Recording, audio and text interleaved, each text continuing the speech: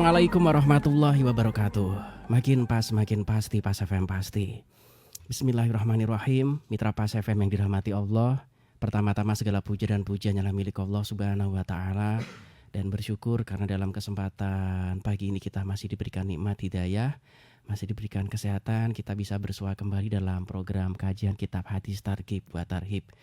Tak lupa juga sholawat ma'asalam kepada junjungan kita Nabi Allah Muhammad Sallallahu Alaihi Wasallam yang kita nantikan syafaatnya di hari kiamat nanti. Baik mitra Pas FM yang dirahmati Allah, senang rasanya pagi ini saya Arif Vanili bisa kembali hadir untuk Anda dalam program kajian kitab hadis targhib wa tarhib mitra Pas. Dan pagi ini kita akan meneruskan bahasan Ahad lalu, yaitu tentang anjuran tawaduk dan larangan sombong, bagian kelima atau pertemuan yang kelima. Tentu nanti Anda bisa bergabung berdialog bersama narasumber. Anda bisa telepon di 0295385877 dan WhatsApp di 085277999101. Pagi ini sudah rawuh di studio 1 Radio Pas FM 4 narasumber kita untuk memberikan pencerahan.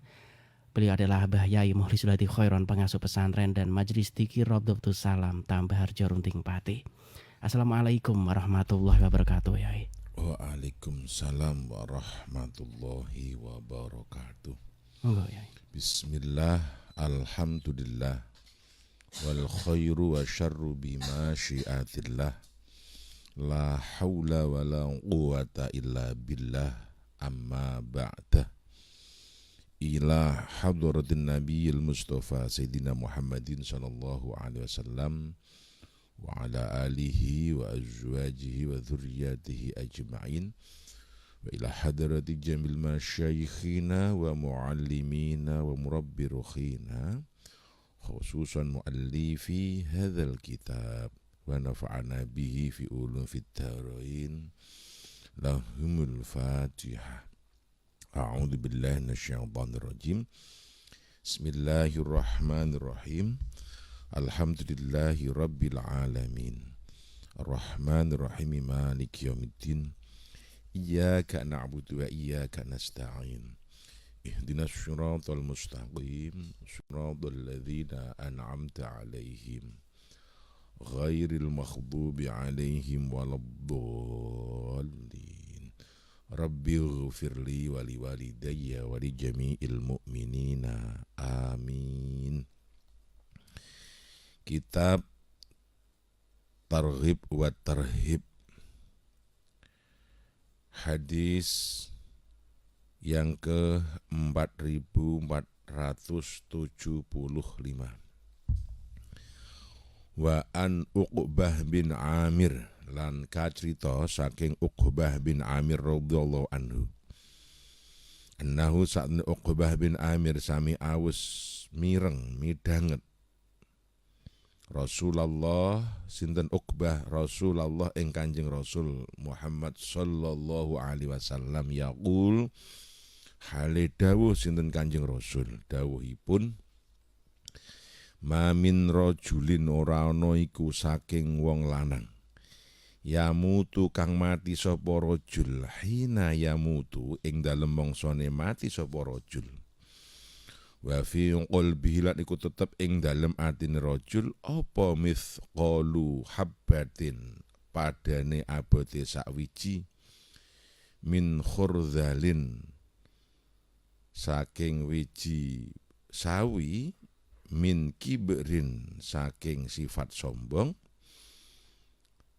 tahillu lahu mongko ngalang-alangi tawa nolak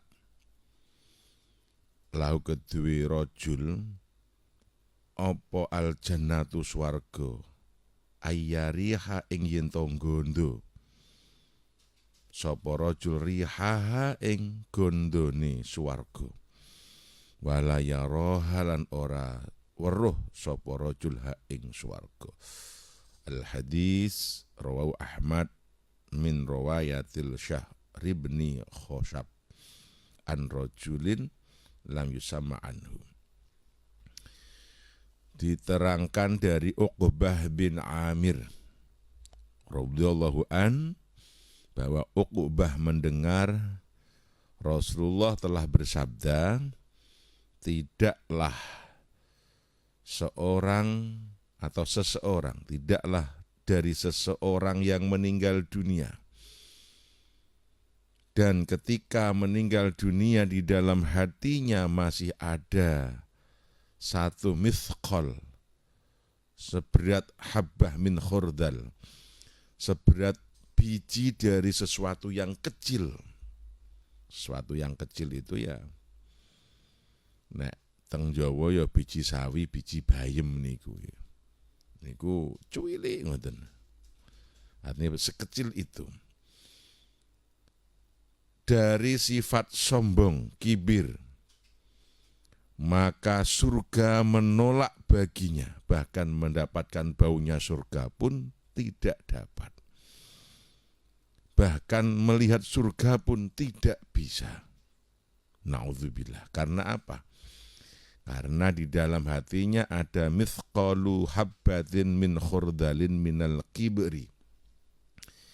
Jadi barang siapa yang meninggal dunia, di saat meninggal dunia, di dalam hatinya masih ada kesombongan walau kecil.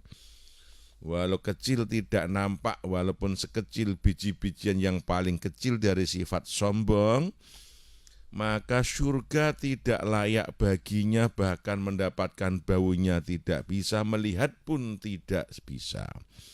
Kenapa? Di dalam hatinya ada kesombongan walau kecil. Na'udzubillah min dzalik. Hadis ini diriwayatkan Imam Ahmad dalam riwayatnya Syahrib bin Khawsab. Nah, ada satu keterangan an rajul la yusamma anhu, ada nama laki-laki yang tidak disebut namanya.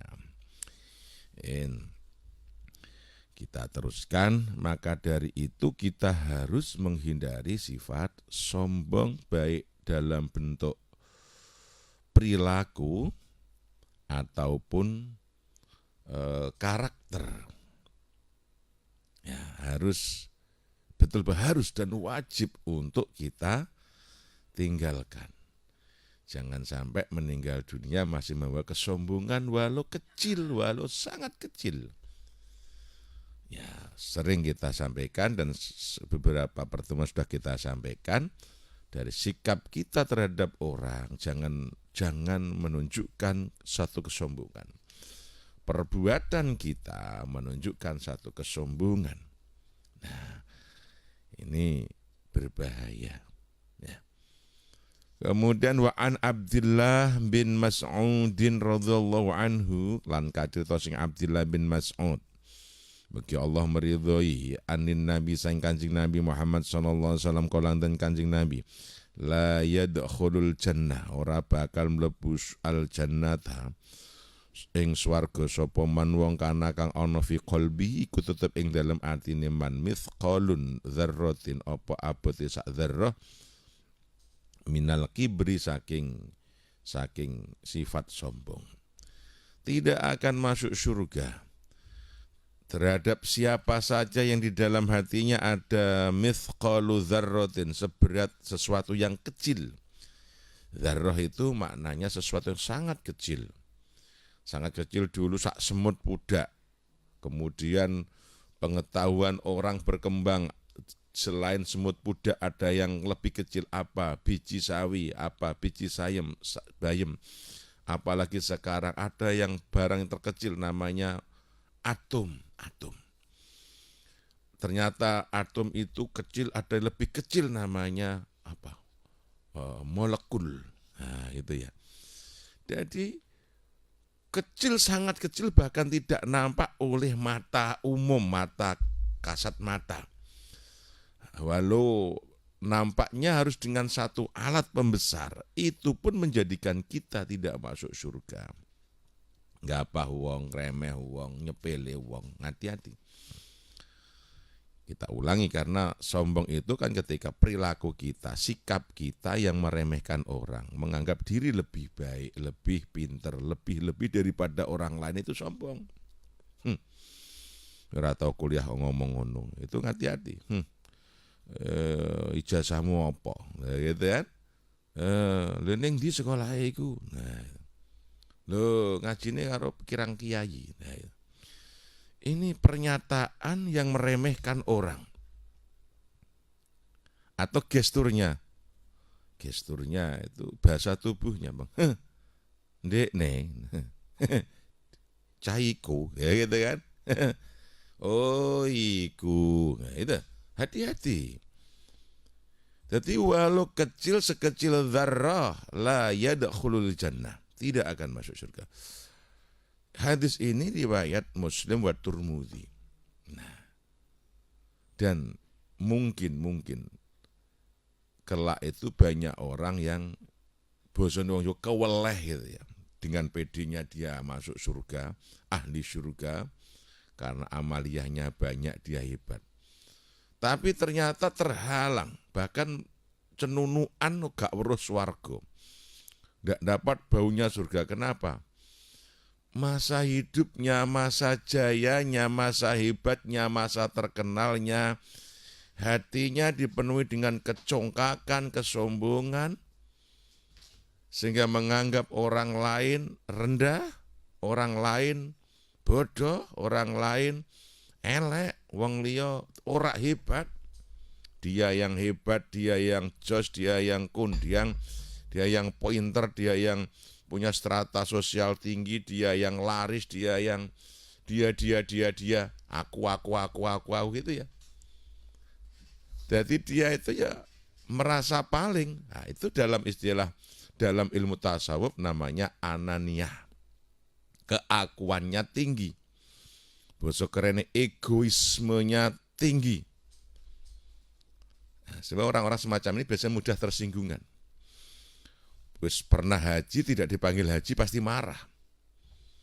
Dia ustadz, dia kiai dipanggil lek ya tersinggung gitu. Gelek. Itu ya.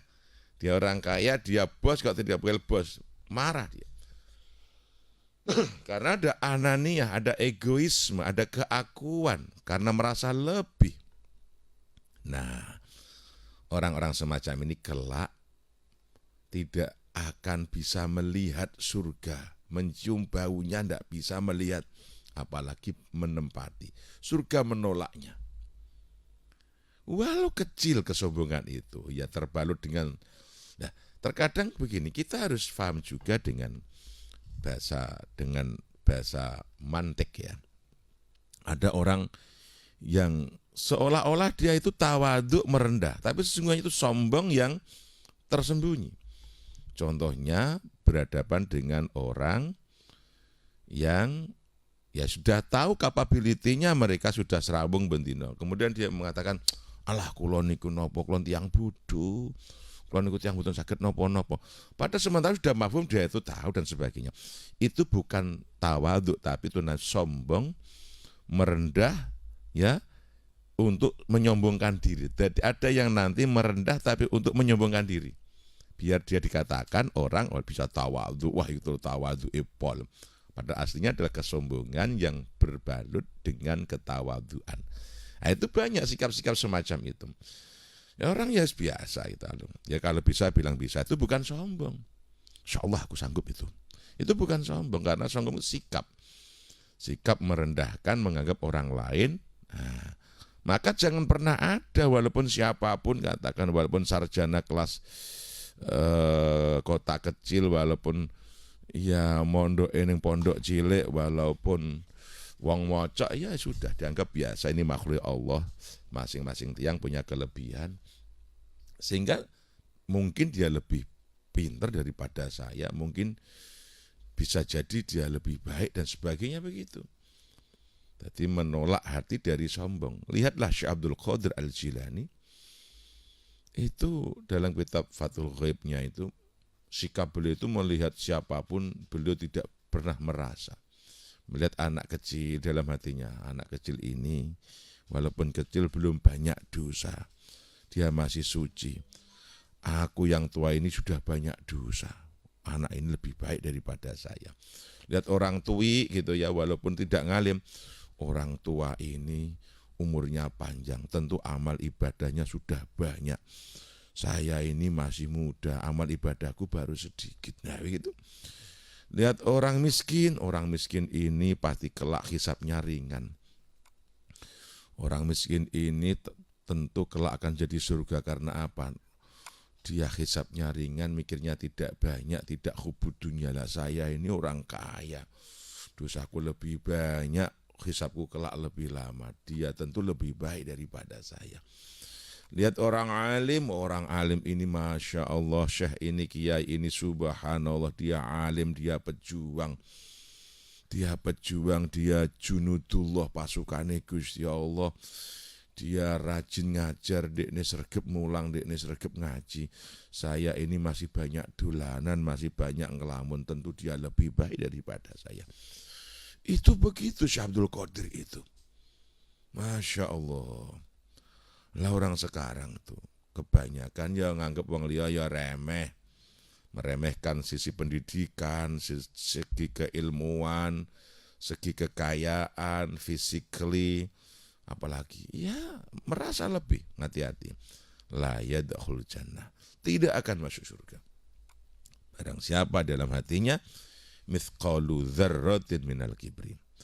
Wa qala rajulun lan takon sapa rajulun lanang, inna rajula satene wong lanang yuhibbu niku demen sapa rajul ayyakuna ing yen to ana sapa rajul ana iku apa saubuhu pakaian rajul hasanat bagus.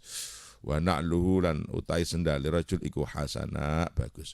Qala jawab kanjeng Nabi, innallaha jamilun. Innallaha satullah jamilun bagus, yuhibbu demen Allah al jamal ingkang bagus-bagus. Al-kibri utawi sombong kupatul haq nolak hak. Wa ghamdun nas lan ngremeh menungso. Rawahu Muslim wa Tirmidzi. Nah, bareng Kanjeng Nabi bikin pernyataan statement bahwasanya tidak akan masuk surga orang yang di dalam hatinya ada kesombongan walau kecil sekecil dzarrah, sekecil atom, sekecil molekul. Kemudian ada laki-laki bertanya, "Ya Rasul, ada lelaki yang suka berpakaian nyentrik, pakaiannya mahal, jasnya bagus, jam tangannya keren, sendalnya mahal, mereknya karo kabeh, sing larang-larang ki opo?" Kalau kelasnya kita ya sarungnya gajah duduk, sponsor itu ya. Itu bagaimana ya Rasul, wong kok mobilnya bagus, mahal, mewah gitu ya. Jam tangannya bagus. Niku tiyang lanang ngoten niku termasuk sombong napa mboten Jeng Nabi. Dek kelambine, pakaiane mahal-mahal, bagus-bagus, kendaraane mewah, bagus-bagus. Dijawab Kanjeng Nabi, innallaha jamilun yuhibbul jamal, al-kibru batul haq. Allah itu indah, Allah menyukai keindahan. Yang disebut sombong itu menolak kebenaran. Wa ghamdun nas dan meremeh manusia. Berarti orang kaya yang mobilnya bagus dibawa ke senak jangan disebut sombong. Orang mampu kok, orang kaya kok, orang kuat, bajunya bagus ya otomatis, jam tangannya malis pancen itu. Bahkan ulama-ulama Arab itu mah kaya-kaya kan. Ulama Indonesia juga banyak yang kaya-kaya sekarang kan. Imam Abu Hasan Asyadzili itu ulama ahlu tasawuf terkenal sekali. Terkenal ketasawufannya termasuk wali kutub dari 4 wali kutub. Syekh Abdul Qadir, Abu Hasan Asyadzili, Al-Junaid Al-Baghdadi, kemudian yang satu itu Al-Ma'ruf Al-Qarhi, Imam Al-Badawi ya. Ini wali-wali kutub, wali besar. Nah, wali-wali besar. Jadi jenderal-jenderal wali di zamannya. Nah, Imam Abu Hasan Asyadzili itu karena kaya, saya bahasakan sekarang, mobilnya mewah, kudanya ditarik, keretanya tarik 2 kuda yang gagah-gagah. Berarti mobilnya sekarang yo minimal yo apa sih mahal, mobil apa Mas? Nah, itu mobil balap ya, mobil harian kira-kira ya. Nek Alphard tuh elek yang Jakarta kelas Alphard itu kanggo taksi ya. Taksi hotel bintang 5 itu Apart. Alphard ya. Ya kelasnya yo pokoknya sing larang gitulah ya. Wis mewah, mobil mewah, bukan mobil kelas 1000 umat. Kalau mobil 1000 umat ya yang di harga 300 ke bawah gitu ya. Nah, kalau 300 ke atas ya medium sedengan. Ayo 500 ke atas wis mewah gitu. Ya nanti dilihat sendiri nanti tak sebut tak nyeponsorno produknya pabrik gitu untuk apa-apa gitu. Nah itu. Jadi bajunya mahal, sepatunya mahal, jubahnya mahal, serba mahal, jam tangannya mahal. Nah itu. Ada orang yang kritik gitu, ya Syekh, jenengan iku ulama agung. Kenapa suka membawa hal-hal yang mewah, hal-hal yang mahal? Jam tangannya mahal, mereknya apa sing mahal gak weruh gitu. Jubai mahal, kacamata mahal, sepatu mahal. Wis amben kiai gede ulama agung kok senengane kok hal sing mewah-mewah. Itu jawabannya Abu Hasyim Asyadzili begini. Sesungguhnya pakaianku ini selalu berbicara. Saya bisa mendengar pakaianku setiap hari berbicara, setiap saya pakai ini berbicara.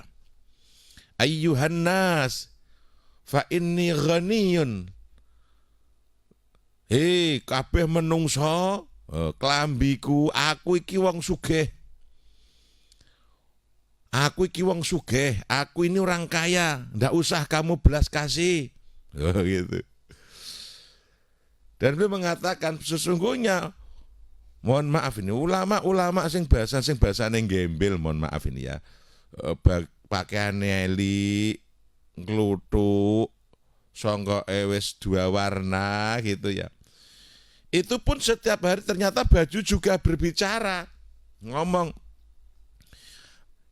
ayuhan nas menungso kabeh, aku iki wong melarat. Klambiku aku iki eli, wis 2 warna, wis busem. Welasi aku asa akeni ya. Gitu. Begitu itu, Masya Allah. Ya kira-kira ini Syekh Abu Hasyim Asyadzili ya, kira-kira aku iki wong sugih, umatku kabeh. Aku nek moro rasa mbok amplopi, rasa mbok sangoni lho. Untuk kula dak memet. Kula niku nek moro-moro ya toma amplop. Belum kelasnya ya, belum kelasnya dengan Abu Hasyim Asyadzili. Kalau di Indonesia walaupun kiai sekaya apapun amplop ya oke. Moro nang ndi ya tetep sangunin ndi amplope piro kan begitu ya. Tapi ada di Pati itu, di Pati ya ini. Satu ulama itu kalau kunjungan, kalau datang, kalau ada tamu itu tidak menerima tapi malah memberi. Dan memberinya juga nilainya nominalnya juga bukan atusan ya, bukan, tapi jutaan. Itu selalu. Beliau sudah meninggal dunia. Semoga Allah menerima amal ibadahnya dan tentunya surga tempatnya. Ini paling dermawan yang sepanjang saya hidup dan saya melihat. Itu ada ulama, ada kiai yang betul-betul pancen tidak menerima pemberian umat, bahkan memberi. Kaya, hartanya banyak, loman, subhanallah itu. Itu ada itu di Pati itu. Ya itu loman itu. Kalau yang lain kan ya biasa standar ya, no santri moro ya tetep wah untuk amplop gitu. Nanti kalau kunjungan ngaji kemana wah bakal dapat amplop gitu kan, standar lah seperti kayak saya ini. Ini ada ini yang subhanallah. Jadi kalau ada orang datang tek kiai atau biasa itu malah untuk sangu itu. Gitu. Kalau dia datang ke siapa malah nyangoni gitu. Ini ada itu subhanallah. Itu luar biasa. Nah itu. Dan Abu Hasan Asy'adzili begitu. Dia semua serba mewah. Artinya apa? Kesombongan itu bukan dalam bentuk zahirnya pakaiannya mahal kemudian kau katakan sombong, tidak. Mobilnya mewah terus kemudian kau katakan sombong, bukan. Sombong itu ada dalam mentalnya yang merendahkan orang, menganggap yang lain itu dia lebih baik daripada yang lain, itu sombong. Menolak kebenaran itu sombong. Artinya menolak, katakan lihatlah ketika ada Batsul Masail itu, menolak argumentasi orang dalam diskusi itu juga sombong. Menolak argumentasi dalil ketika bermusyawarah itulah ya sombong. Ini orang pembahasan hukum kok menolak dalil referensi dari teman musyawarah, ya sombong semacam itu. Nah itu bukan yang bagunya mahal, serba mewah kemudian. Nah, maka tenang saudara-saudaraku yang kaya-kaya, silakan pakai apa yang diberikan Allah, pakaian bagus, sendal bagus, mobilnya pakai, bukan sombong. Enggak, wong duwe kok. Justru jenengan bisa mengatakan ini adalah wujud syukurku pada Allah. Nah gitu. Nah berarti sombong bukan dalam bentuk penampilan ya. Yang berpenampilan keren, mewah, belum tentu karena sombong itu disikap, di mental. Nah itu. Maka jangan pernah merendahkan orang, menganggap diri lebih baik.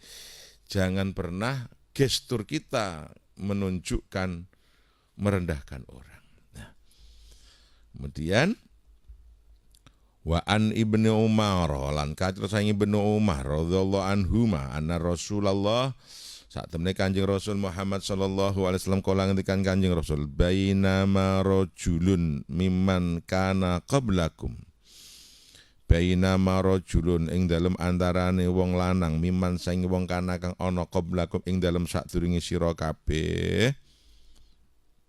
Iki sing dimaksud niku Qarun, wa huwa Qarun. Faqad khusyifallahu bihi wa bimalihi ajma'in.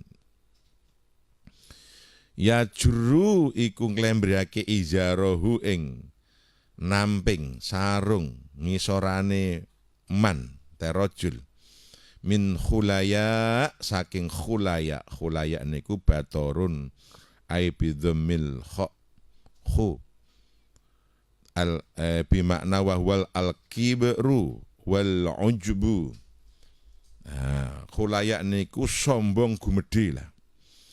Khusyifa mongko den blesake bihi kelawan rajul wa huwa hale utawi rajul kiyata jaljalu fil ardi iku den blesake den tanam fil ardi ing dalem bumi ila yaumil qiyamah tumeka dina kiamat rawahu Nasa'i.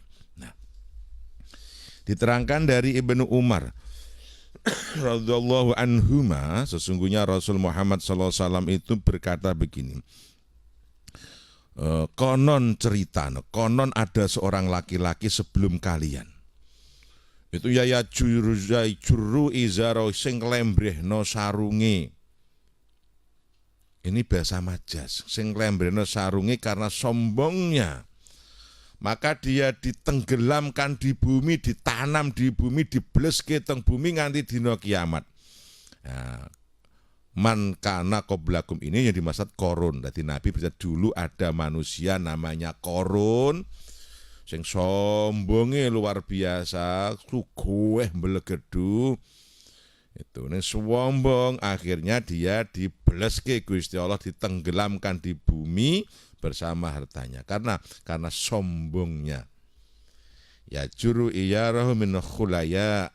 Dadi nglembrehno sarung karena kesombongan. Itu artinya dengan kesombongan ini bahasa majas, ya bahasa kiasan, sanepo. Jadi jangan dimaknai berarti nek gitu kita tidak boleh memakai sarung kong nglembreh, celana nglembreh, potong ae sak ngisore dengkul. Lah ini juga saklek jenenge. Memaknai dengan tekstual. Tekstual namanya. Sehingga nanti membentuk kalau celanane apa nglembreh, pakai nglembreh neraka kowe. Gitu ya, itu juga tidak benar lagi.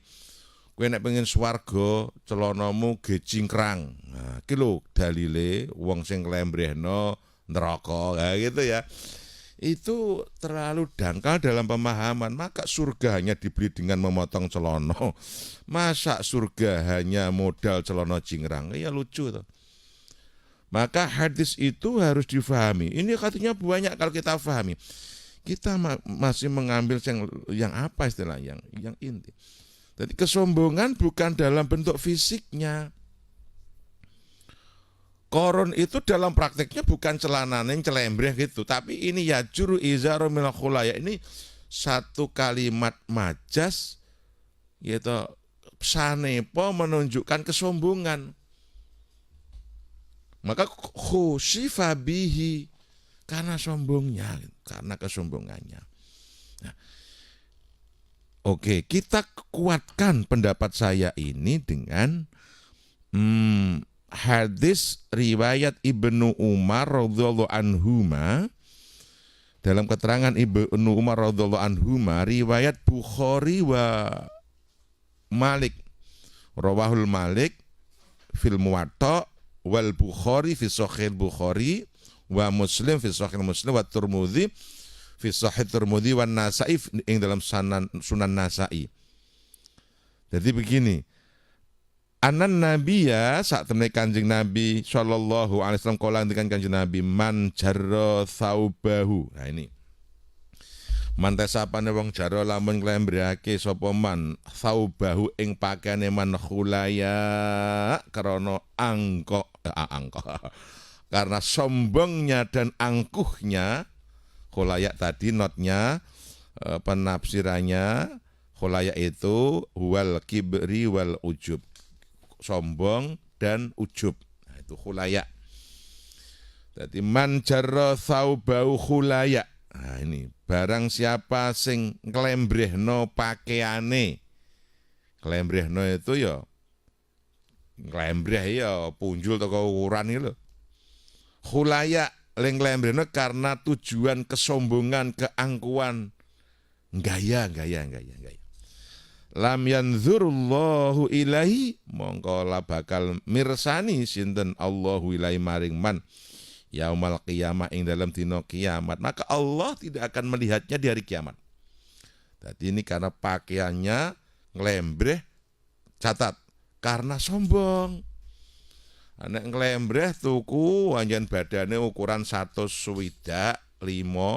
Kalau beli celana standar kan ya untuk 175, otomatis celana itu akan lebih kepanjangan antara 5 sampai 7 cm. Itu ya bukan dianggap sombong. Weh neraka weh celanamu kok sampai selereh-selengreh gitu. Ndak begitu, Bro. Yang khulaya, yang karena sombong angkuh congkaknya itu. Kemudian nek kowe pengen wah muen rokok celana masa celana enggak logis sekali kan? Agama Islam itu ad-dinu aqlun. Agama itu rasional. Masa gara-gara celana nglembreh neraka. Nah, berarti bukan maksudnya begitu. Coba kita korelasikan dengan banyak hadis. Ya, Allah tidak akan melihatmu di surga kelak. Dicarno Gusti Allah, ketok celanamu cingkrang gitu ya. Ini ya tidak logis. Hubungkan dengan hadis pertama tadi. Ya. Jadi berhubungan dengan isbal namanya nglembreh. Pertama itu berhubungan dengan korun yang sombongnya selangit itu Nabi mengisyarahkan, membahasakan, mengkiaskan dengan rojulun miman kana qablakum. Yang yajuru izaru minal khulaya. Nah, isbal. Oke. Kemudian hadis ini Ibnu Umar ketika Nabi menyampaikan berstatement bahwasanya barang siapa sing nglembrehno pakaiane karena sombongnya maka tidak akan dilihat Allah di hari kiamat. Kemudian faqala Abu Bakar As-Siddiq. Abu Bakar kemudian bertanya, "Ya Rasulullah, inna izari yastarhi illa an ata'ahadu." Jeung Rasul, izar niku sarung yang ngisoran. Niku nglembreh, nyeret, lemah iki nek ila ayat kecuali kalau saya gulung. Niku mboten. Niku bagaimana ya Rasul? Faqala lahu Rasulullah, maka Nabi menjawab Abu Bakar, innaka lasta mimman yaf'aluhu khulaya. Kira-kira saya mudahkan, sesungguhnya kamu bukanlah orang yang berbuat khulaya. Halo? Berarti bukan zahirnya celonone celengkreh utawa sarunge nglembreh utawa kepanjangan, bukan itu yang dimaksud khulaya. Itu dari sikapmu, hatimu yang menganggap orang lain itu rendah, dirimu lebih hebat, lebih baik, itu loh khulaya. Ini bahasa kiasan, ini bahasa majas. Nah gitu kan, berarti tidak harus memotong celana, tidak harus bikin cingkrang toh. Tidak. Karena sikap sombong itu loh yang dibahasakan sebagai nglembrehno sarung, nglembrehno izar. Ya, jadi man jarra saubau khulaya, itu orang sing nglembrehno pakaian, itu bahasa kiasan bagi orang sombong. Orang sombong itu lho sing wong cah sing celanane nglembreh sarunge gedobyoran gelo gitu loh. Itu bahasa kiasan gitu. Jadi jangan dimaknai tekstual kemudian nanti nganggur koncone celonone kepanjangan rokok we, sarunge kedawan rokok we, ndak begitu. Ya, sikapnya yang sombong itu yang menjadikan neraka. Nah, perilakunya sing sombong niku sing neraka, sing angkuh congkak sombong iku sing neraka nggih. Jadi celanamu mbok ketok cingkrang tidak akan menyebabkan kamu masuk surga, mbok nglembrehno tidak akan menyebabkan kamu masuk neraka, kecuali sikapmu itu yang menjadikan kau masuk neraka dan surga. Kesombongan kita itulah yang menjadikan kita itu terhina, dilemparkan ke neraka. Na'udzubillah min dzalik. Nah itu. Saya tambah satu hadis lagi, sesungguhnya ini masih banyak ini ya.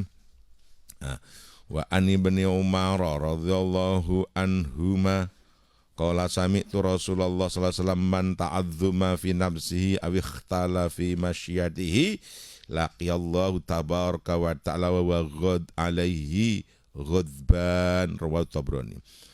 Hampir sama dengan sebelumnya ya. Ibnu Umar ini berkata, saya mendengar dari Rasulullah, barang siapa yang gumedhe ngegungno awake, egoisme, ananiyah, ta'azzuma fi nafsih, menganggap dirinya lebih daripada yang lain, atau anikhtala fi masyati, sombong dalam berjalan, ugal-ugalan ning kendaraan, ning jalan raya, termasuk ya ugal-ugalan ya, ugal-ugalan nek numpak kendaraan itu sombong. Ya, mobilnya karena lampunya banyak nggih ngedam-ngedim nggih apa itu ngedimi wong itu, klaksonnya buanter buat twang twang twang twang twang gitu ya. Kalau jalan ngabisin jalan, kalau berjalan di kendaraan raya ngabisin jalan. Nah, ana blegungan sithik gak gelem minggir, ya, termasuk kan sikap itu ya.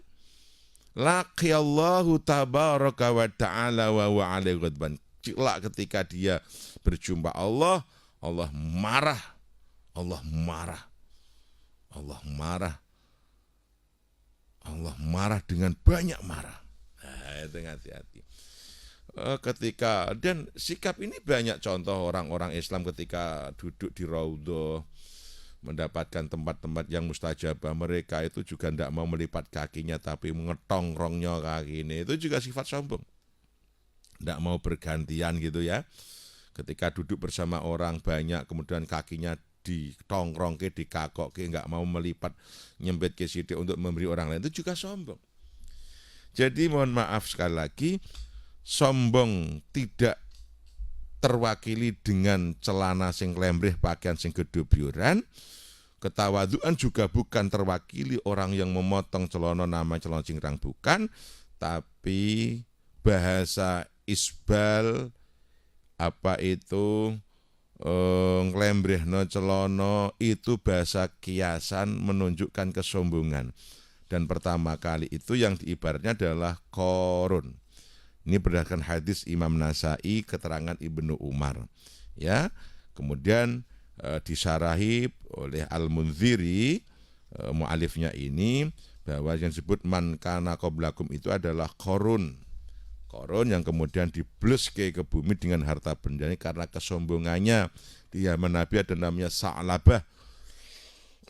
Sa'labah. Karena kesombongannya kemudian ditenggelamkan, dibikin miskin. Nah, maka sikap yang paling baik sebagai muslim adalah tawadhu. Tawadhu apa? Ngajeni sapa wae. Ya ngajeni itu tawadhu. Ngajeni senajan isane mung maca Qur'ane mung blekak-blekuk parip adzane mung kaya ngono, ya ngajeni ya ra apa-apa, terusno apik Kang. Nah, itu ngajeni. Siapapun katakan, dia masya Allah so ngaji itu ya. Tidak boleh sapa kuwi sekolah ning ndi, kuliah ning ndi, pernah kuliah piye. Nah itu sikap-sikap yang tidak terpuji ya. Maka hilangkan, kita sama-sama belajar menjadi hamba Allah yang baik. Kita punya PR besar, membersihkan hati dari sifat-sifat kotor, di antaranya sombong ini. Karena sekecil apapun kesombongan, sekecil dan kecil apapun menghalang kita masuk surga, tidak bisa melihat surga, bahkan baunya saja tidak bisa. Na'udzubillah min dzalik. Tsumma na'udzubillah min dzalik. Baik, untuk Anda mitra pas yang ingin bergabung nanti setelah pariwara yang akan lewat berikut ini, kesempatan Anda akan bisa Anda manfaatkan. Anda bisa masuk di 085277999101. Sementara untuk line telepon juga bisa Anda manfaatkan lewat 0295385877. Kami akan segera kembali setelah pariwara-pariwara yang akan lewat berikut ini. Jangan kemana-mana mitra pas. Kami akan kembali. Anda masih bersama 101 FM Radio Paspati. Radio Paspati. Anda masih tetap bergabung mitra pas di 101 FM Radio Paspati, saluran informasi warga Pati. Inilah kajian kitab hadis Targhib wa Tarhib.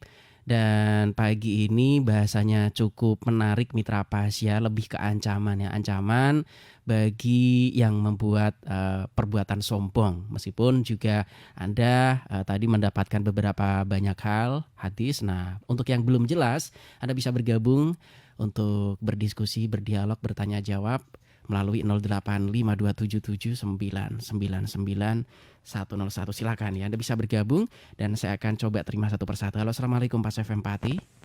Waalaikumsalam. Baik, dengan siapa di mana Bapak? Dari Mas Udin di Juwana, Mas Ari. Monggo silakan. Begini apa sih? Pertanyaannya gini, bolehkah seorang mubalik, seorang dai itu pasang tarif ketika diundang untuk mengisi satu pengajian gitu apa? Itu saja sih pertanyaannya yang saya tanyakan. Terima kasih. Assalamualaikum warahmatullahi wabarakatuh. Waalaikumsalam warahmatullahi wabarakatuh. Da'i itu maknanya orang yang mengajak-ajak. Kalau perempuan da'iyah. Mubaligh itu orang yang menyampaikan. Kalau perempuan mubalighat.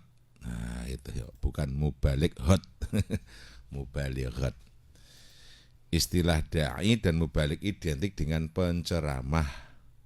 Penceramah ya kelasnya ustadz ataupun kiai.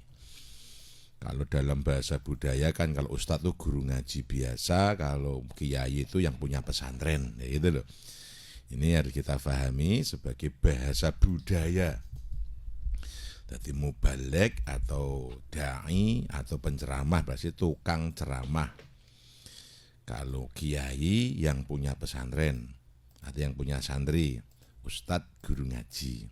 Nah itu bahasa budayanya begitu. Kalau syekh biasanya Pak Kiai yang menjadi pembimbing thariqah mu'tabaroh, namanya syekh. Nah itu ada istilah-istilah yang diketahui. Nah, apakah boleh seorang mubalik atau dai pasang tarif? Ya. Saya kira kita harus memahaminya begini. Kerja boleh asal wajar itu, boleh asal wajar. Asal wajar artinya ya tidak berlebihan gitu. Kenapa dijawab boleh? Karena kiai itu atau mubalik itu, penceramah itu manusia yang punya kebutuhan, yang tidak semuanya kaya. Nah, yang tidak semuanya kaya. Yang tidak semuanya profesinya seperti itu. Ada yang sebetulnya dia pengajar pesantren, mulang santri, di kegiatan dewe, sudah sibuk dengan kegiatannya itu. Sehingga ketika Pak Kiai ini meninggalkan pesantren, itu ada banyak hal yang harus dia tinggalkan. Tidak sempat membaca kitab Fathul Wahab Ba'dal Isya karena hajatnya yang mengundang. Tidak bisa membaca Bukhari di jam 9 sampai jam 11 di saat ada orang yang mengundang. Kemudian banyak hal yang ditinggalkan. Sehingga agar santri tetap mulang, Pak Kiai mengambil badal. Ya Ustadz pengganti. Jadi jenengan waca kitab iki kula badhe mulang mriko. Nah itu. Pak Kiai iku nek ngakon ki anjuk kancane ya bisyara ngangoni. Nomor 2, kalau rumahnya jauh, katakan Semarang, Pati, gitu ya. Kalau mengandalkan jalan kaki, nanti yang ngundang itu kacau. Pak Kiai tidak bisa datang tepat waktu karena harus jalan kaki jauh, mungkin sampai Pati sekelenger sih, itu gak situ mulang. Artinya beliau pun harus cari kendaraan. Kalau punya, ya alhamdulillah. Kalau nggak punya, beliau harus rental. Ngerental kan? Ngerental kui sedinone 450, 550. Pak Kiainya nggak bisa nyopir, harus cari sopir. Sopir iki bayar, Mas. Mboten sing gratis. 250. Mobil ben mlaku diseni bensin mboten banyu gitu. Nah, ya kan? Nanti perjalanan Pati Kudus, Pati Semarang, Pati ya leren ngerokok ngopi barang, supire ngerokoki, ngopeni yo mangani. Pak Kiai juga bawa asisten tukang pijet nggawa tas, mbok menawa masuk angin nang dalan ben ana sing ngeriki gitu kan. Masuk mampir lunga anu kan ndak gitu ya. Nah, gitu. Ini kita berpikir logis sehingga andekan Pak Kiai kalau mungkin ngaos mriko nggih ning bisyarae sementen. Saya kira kita umat harus memahami itu. Harus memahami itu selama wajar. Karena satu pertimbangan transportasi dan akomodasi. Tidak semuanya orang peka, paham dengan aktivitas orang lain. Terkadang mudah menjudge begini, kiai kok ngamplopi. Begitu. Kiai kok golekane amplop gitu ya. Kiai kok golek bisyarah gitu. Golek ora ikhlas begitu ya. Kesampingkan dulu masalah ikhlas, ini masalah teknik dulu. Tekniknya karena jauh perlu akomodasi dan transportasi yang hal ini tidak difahami umat terkadang. Sehingga terkadang banyak kiai yang dijudge kalau kiai itu mahal dan sebagainya. Nah, beda banyak yang memang mahal, memang tarifnya mahal, ya itu beda lagi. Apalagi setelah kelasnya kiai yang sudah entertain gitu ya, kelasnya kelas itu biasanya begitu. Karena ada hubungan dengan manajemen, hubungan dengan pajak. Kiai kena pajak loh Mas. Ada pajaknya, pajak profesi namanya.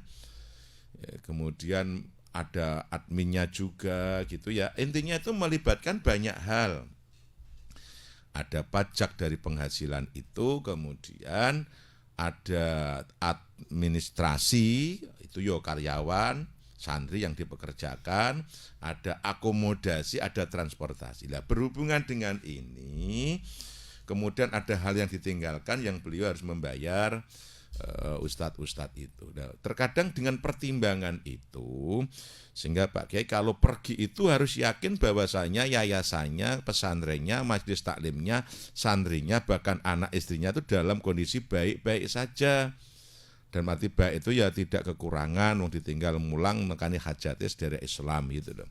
Nah, dengan pemikiran yang logis dan adil semacam ini, Jadi ketika ada kiai pembicara mubaligh yang menyodorkan berapakah bisyarahnya, selama itu wajar, it's okay, monggo mawon. Nah gitu loh. Namun percayalah masih banyak yang ikhlas, wis gak hitung-hitungan, insya Allah datang. Insya Allah saya datang selama bisa. Biasanya tanpa ada pembicaraan hal itu tetap datang. Gitu loh. Ini masih banyak yang semacam itu nggak hitung-hitungan, tapi ada yang hitung-hitungan. Karena setiap orang pasti punya manajemen masing-masing. Ya. Maka ketika tanya, apakah boleh? Ya boleh-boleh saja selama wajar, gitu Mas. Dengan pertimbangan itu tadi, maka kita pun harus memahami, umat harus memahami. Oh iya, Pak Kiai ini ngaji lokalan ning kampunge kabupaten kan iso nimbal ping 3 karena dia itu orang jauh ke sini kan butuh waktu berapa hari. Beberapa hari kan, katakan dari Jawa Timur kau datangkan ke sini. Kalau Surabaya sudah 6 jam perjalanan, pulang pergi berarti 12 jam kan, itu dalam perjalanan tok. Belum nanti transitnya di partinya gitu.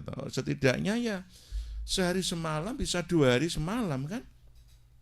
Sementara kalau untuk ngaji di daerahnya mungkin bisa 3 tempat, 5 tempat. Nah, dengan pertimbangan itu, efektivitas dan kualitas ya dan intensitas itu ya maka menjadikan seorang pembicara terkadang kita harus mengalah untuk memberi bisyarah tinggi dengan pertimbangan jam tayangnya, jam pentasnya, jam manggungnya panjang tinggi karena diminati gitu loh. Nah itu kita harus memahami itu ya. Bukan berarti kiai ini motodo, tapi percaya yang kiai betulan. Kalau dapat uang juga kembali ke umat, nanti ging rumati santri, ging rumat majelis taklim ya. Banyak yang semacam itu. Jadi Masya Allah dapat dari umat dikembalikan ke umat. Itu ya. Yang ini yang istimewa, yang modelnya kayak begini. Rumah santri, yatim, miskin, di sekolah gak bayar, di rumah gak bayar, begitu. Bikin pesantren, bikin madrasah dan sebagainya. Nah, selain nanti panjang ada yang namanya kiai proposal juga ada, yang ahlinya panjang minta-minta untuk proposal, untuk ini dan itu ada. Tapi masih banyak yang memang dari hasil keahlian berbicara, berceramah ini kemudian dialihkan lagi untuk perjuangan kembali ke umat lagi. Masya Allah itu ya. Jadi kita harus memahami dan andaikan minta pun jangan dicemooh. Sekarang seorang ahli ilmu, ya profesor ahli ilmu. Dia kalau menyampaikan ilmunya diundang ke seminar katakan, kira-kira minta tarif enggak? Minta bayaran enggak? Minta bayaran tuh. Profesor itu seorang yang ahli ilmu dalam bidang tertentu. Dia ingin presentasi atau menyampaikan atau menjadi narasumber dalam seminar. Itu pun ada tarifnya dan bikin tarif sekian ya, begitu. Ada EO-nya juga, ada adminnya juga. Kenapa kalau kiai harus diprotes? Katakan sama-sama ahli ilmu. Pandanglah ini dalam dunia akademik. Ini dunia ilmu, dunia kajian, dunia penyampaian. Nah gitu ya.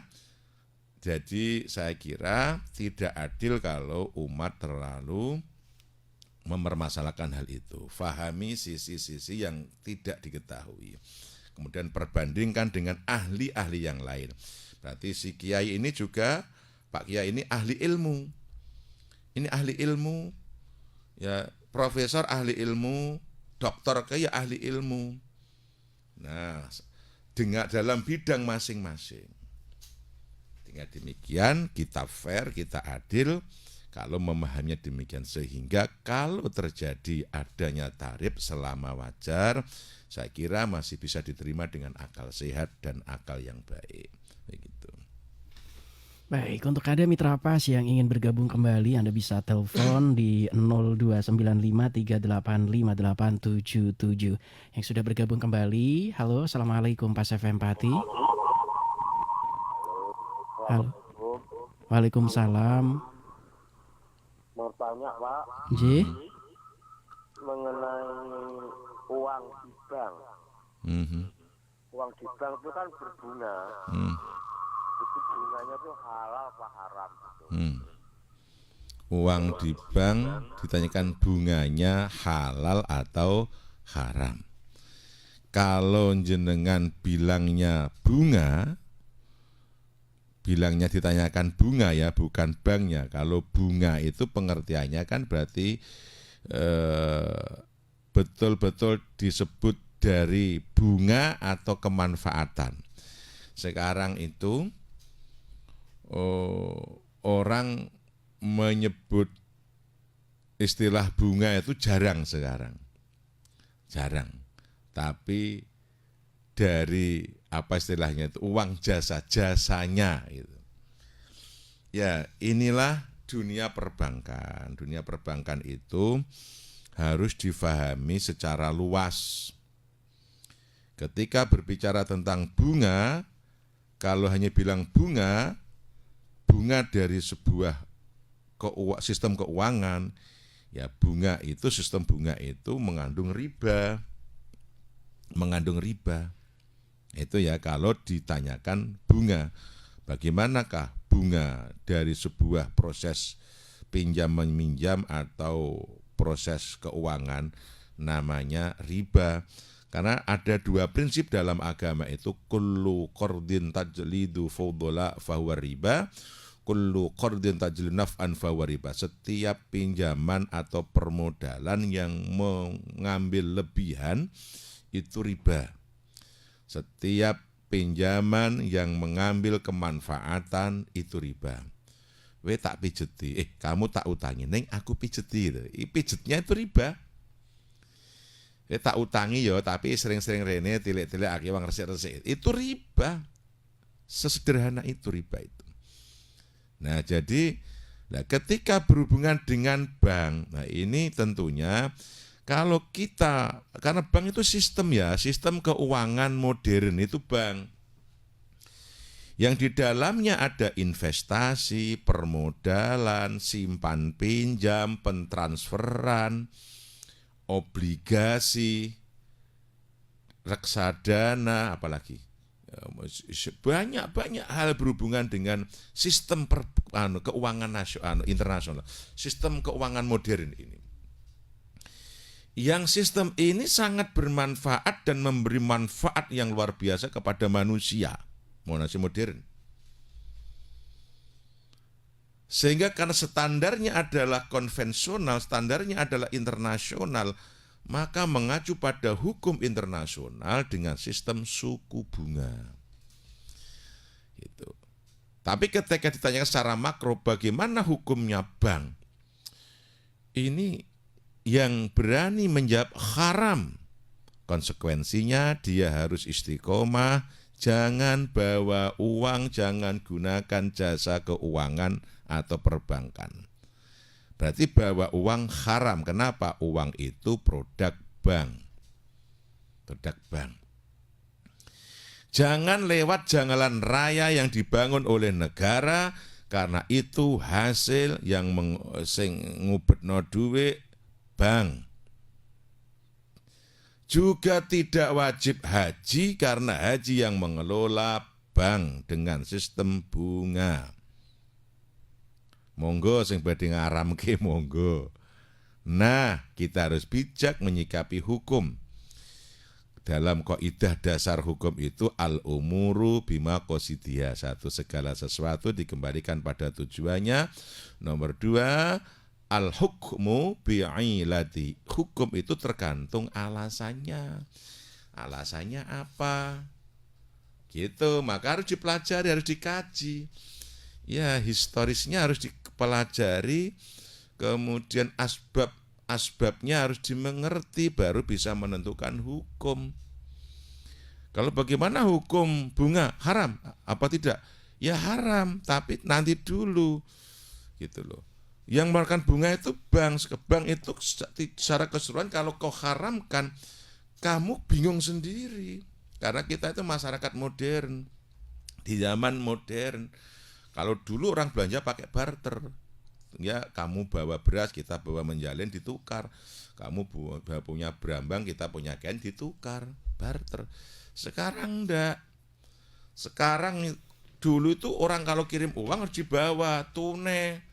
Resikonya dirampok di jalan. Sekarang mau bawa uang berapa, tinggal bawa ke bank, ditransfer ke lunting sampai.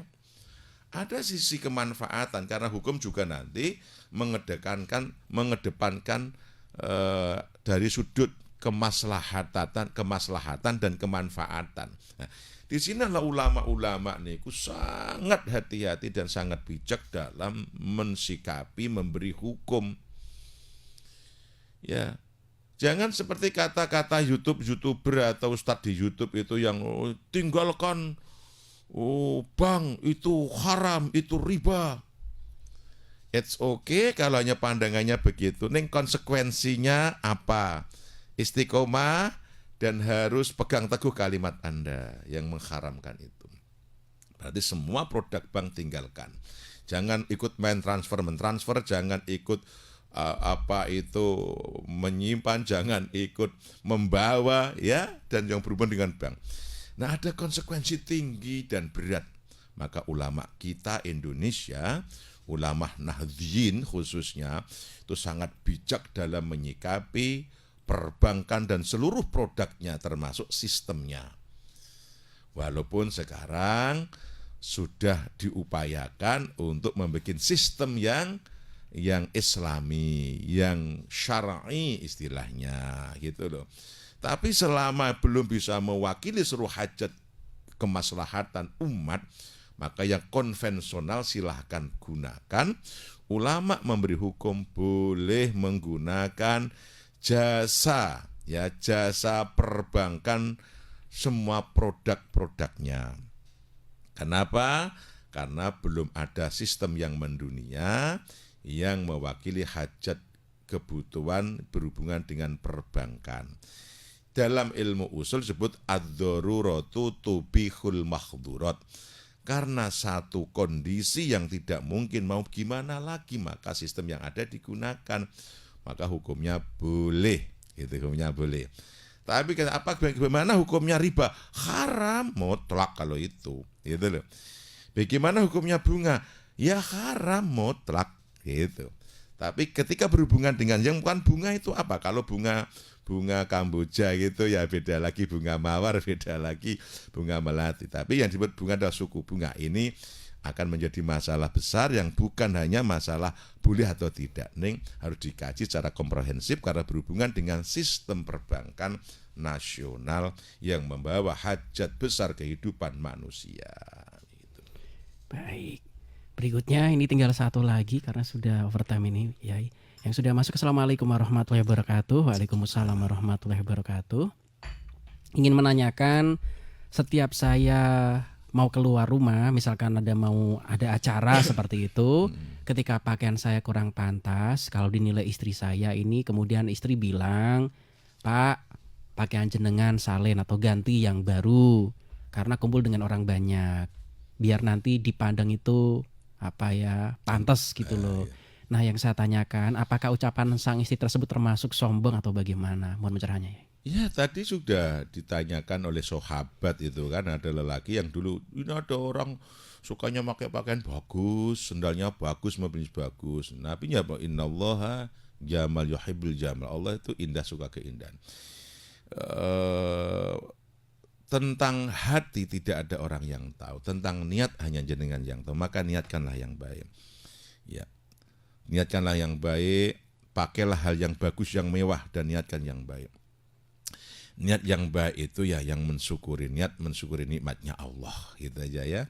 Karena Allah kasih rezeki saya mampu, ya tak pakai sebagai syukur saya kepada Allah. Karena kelak apa yang diberikan ini juga ada hisabnya kan. Kau tak beri kekayaan buat apa? Kalau kangge nyandang Gusti, nggo ngibadah kali jenengan, tangguh silaturahim kan begitu kan. Nah, selama ada alasannya begitu ya monggo-monggo. Jadi enggak apa-apa, umat Islam memang harus tampil keren. Kalau mampu pakailah yang bagus, ya, yang mahal, sing apik, diniati apa? Syukur kali Allah. Diniati ngetokno ben ora tomak. Ya, yang kaya, yang mampu, yang kuat monggo, kalau punya dipakai jangan disimpan. Ibu-ibu punya gelang pakai, punya kalung pakai.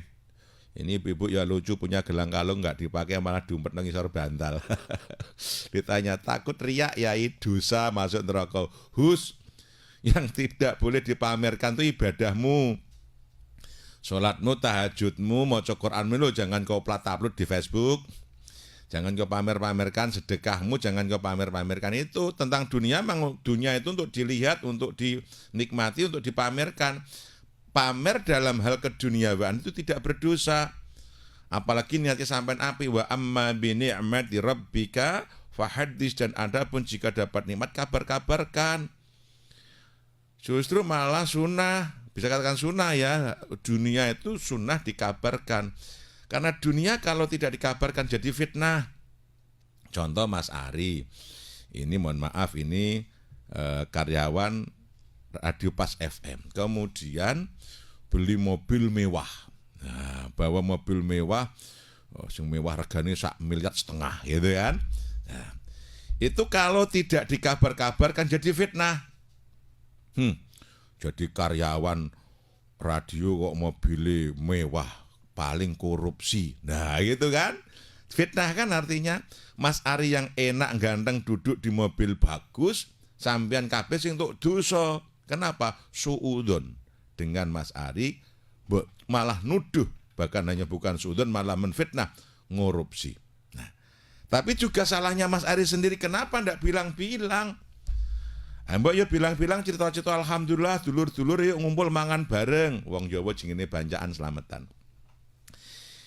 Ngundang Pak Kiai Tomodin, amin amin, sampean sekseni kabeh nggih, niki Mas Ari tumbas mobil anyar, nggih, regane 1,5 miliar, nggih. Niki wau duwite le ngaweh Pak Prabowo. Oh, dapat uang teko bose lah gitu. Jadinya tidak, oh iya dapat uang atau ya habis hasil ngonten. Jadi tidak jadi fitnah. Maka dunia itu harus dikabarkan biar tak jadi fitnah. Nah gitu. Nah, ibadah jangan dikabar-kabarkan tapi disimpan dan jadi amal. Jadi ibu bapak kalau punya kalung, punya kemewahan, pakai enggak apa-apa, niati syukur kepada Allah, mensyukuri pemberian Allah, bercerita atas nikmat Allah bahwa kita diberi nikmat Allah. Tidak dosa, tidak, bahkan diperintahkan. Wa amma bi ni'mati rabbika fahaddits. Basa santri ini tahaddzutsil lin ni'mah. Tahadduts lin ni'mah. Nah, tahadduts niku critakno, ngabarno untuk nikmat Gusti Allah. Itu ya, monggo gelangnya dipakai, kalung dipakai.